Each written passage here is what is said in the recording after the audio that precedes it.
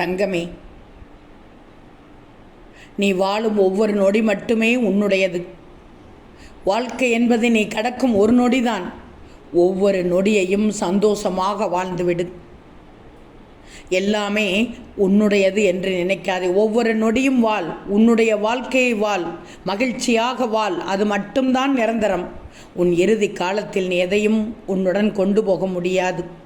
வாழ்கின்ற ஒவ்வொரு நொடியும் சந்தோஷமாக வாழ்ந்துவிடு.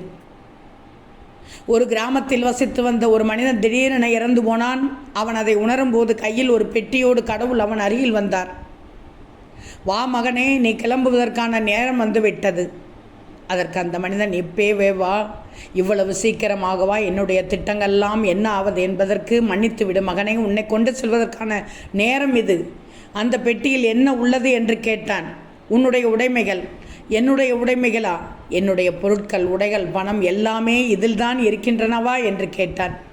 நீ கூறியவை அனைத்தும் உன்னுடையது அல்ல, அவைகள் பூமியில் நீ வாழ்வதற்கு தேவையானது என்றான் கடவுள். அப்படியானால் என்னுடைய நினைவுகளா? அவை காலத்தின் கோலம். உன்னுடைய திறமைகளா? அது உன் சூழ்நிலையோடு சம்பந்தப்பட்டது என்றார். அப்படியென்றால் என்னுடைய குடும்பமும் நண்பர்களுமா என்று கேட்டதற்கு கடவுள், மன்னிக்கவும், குடும்பமும் நண்பர்களும் நீ வாழ்வதற்கான வழிகள், அவ்வளவுதான். அதற்கும் பிறகு மனிதன் கேட்டான், அப்படியென்றால் என் மனைவி மக்களா என்று?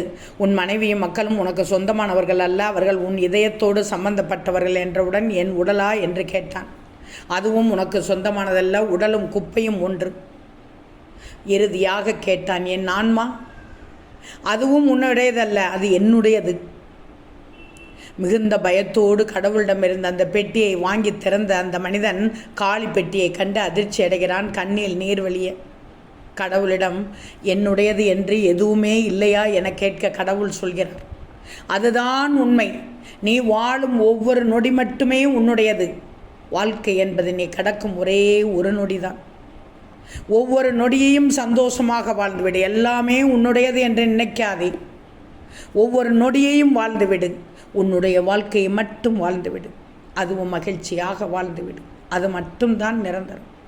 உன் கடைசி காலத்தில் நீ எதையும் உன்னோடு கொண்டு போக முடியாது.